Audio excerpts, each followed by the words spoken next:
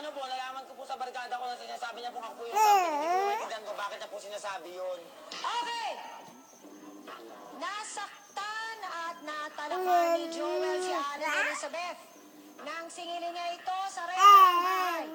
Nakita niya paano siya kausapin at sinugod ngayong umaga. Magagawa pa kaya ito ni Joel kapag may katotohanan siyang dapat malaman? Ipagtapat mo na ang lahat-lahat. Reggie Coderias, pasok!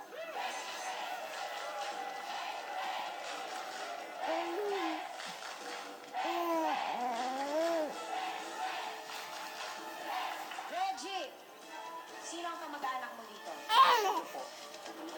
Si Edgar at saka si Elizabeth.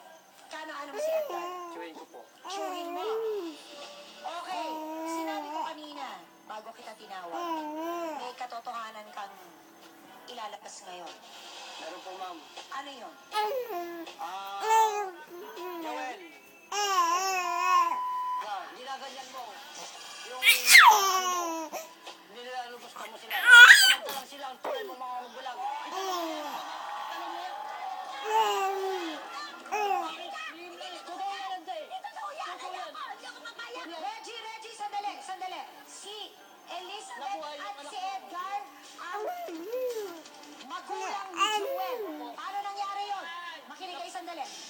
Yung nanganak po si Auntie Beth. Ng 1991 po. February 28. Sinasabi ko kanina, Ibigay niya po sa akin ang chewing ko na ibigay ko raw kay Aling Mede yung bata. Siya na po yun. Edgar, si Joel ba? Yung anak na sinabi mong namatay?